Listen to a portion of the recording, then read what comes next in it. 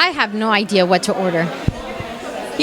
Career exploration is a lot like trying to order something off of a menu at a restaurant. There is so many options. That's right. So stay tuned for step 2 of career exploration and planning as we show you how to explore your career options.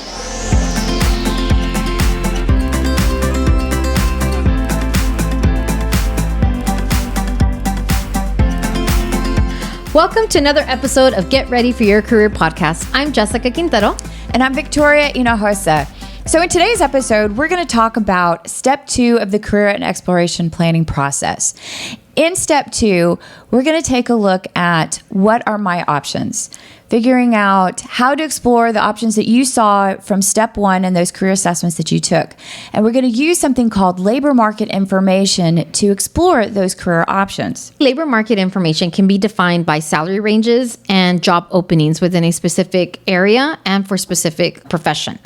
One thing I like is also the job projection. So that will tell you if your career is on the decline or on the rise.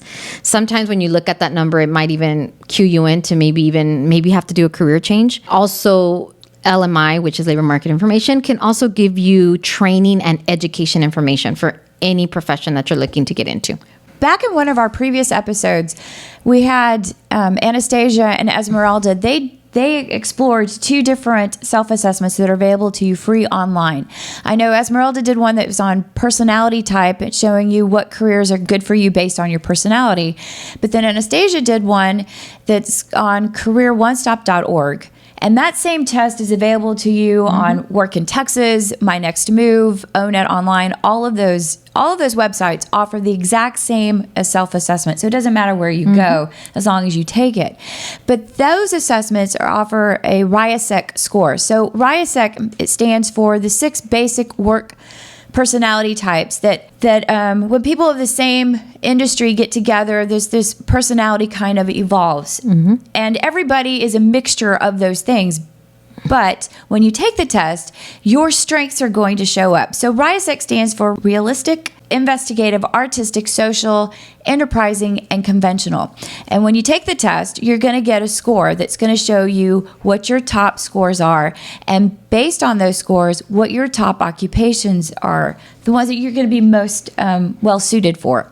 So tell us, I know you took the test. I did. What were your top scores? Well, my top 3 were social, enterprising, and artistic. I did look at the high preparation, which means I would need a college degree in order for me to embark on careers such as broadcasting, teaching, or social services.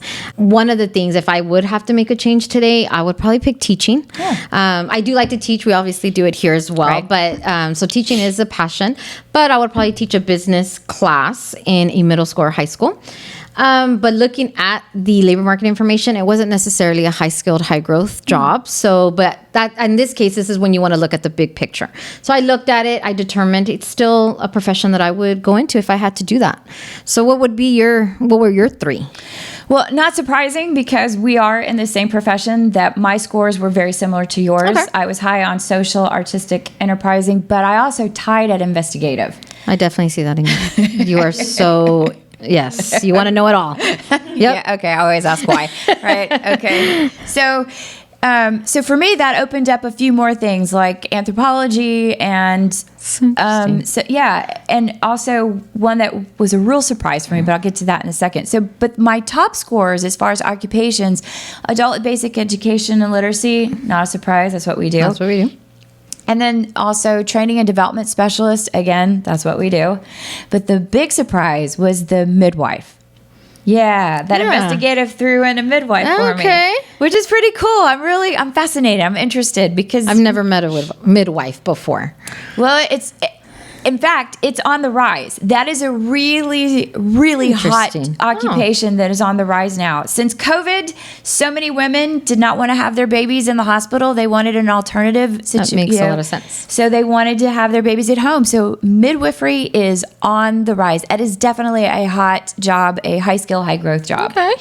And you make a great point about the high-skilled, high-growth. Houston does have a list of occupations that are considered high-skilled, high-growth, which will need possibly a college education or specialized training. Workforce Solutions can help them acquire that education or training financially through our scholarship program. Right. And so if you want to look at the high skill, high growth list, you can go to our website, www.wrksolutions.com. I think we're going to put it on the screen down there. You can see it. And when you go to our website, you want to go to For Individuals, and then under For Individuals, click on Career Exploration. And then just scroll down to On the Demand Jobs, I think is where it is. And you'll see a list of different options for high skill, high growth occupations. So there's a couple of spreadsheets, but the one that I want you to really look at is the high skill, high growth booklet or magazine. That's a colorful display of all the different occupations that here in our area are considered high skill, high growth.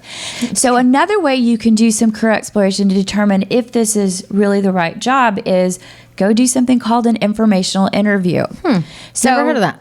All right, so Okay. let me tell you all about Okay, it. So an informational interview is when you go and you talk to a professional in that chosen career field and ask them questions like, how did you get here? What was your training like? What made you decide to do this? Tell me about the pros and cons about being a midwife. Why do you enjoy it? If you can shadow them a little bit, that's a great thing too. So it just gives you a realistic insight on what it's like to be that. Once you determine that your occupation is on the high skilled, high growth, you want to make an appointment with a career advisor. That career advisor will give you information of the schools that accept our scholarship. They will require you to do an orientation with the school to inform yourself of the platform for that career. That orientation is so important because it'll give you information such as, when will you be going to school? Is it online? How much is it going to cost you? One thing I would want you to know is Workforce Solutions does not pay for the full amount. We pay up to $6,000 per recipient. So you knowing how much is going to come out of your pocket is important. So going back, once you have completed that orientation, you will reconnect with your career advisor. At that point, she will do a suitability assessment. Once she deems you suitable, she will give you the link for the financial aid. We did do a video on financial aid a couple of weeks ago. So if you need some assistance on how to fill it out, view that video. Well, that concludes today's episode, Step 2, Career Exploration and Labor Market Information. If you liked our content, please comment below and don't forget to share, like, and subscribe. Yes, and thanks again for watching another episode of Get Ready for Your Career podcast. We'll see you next time.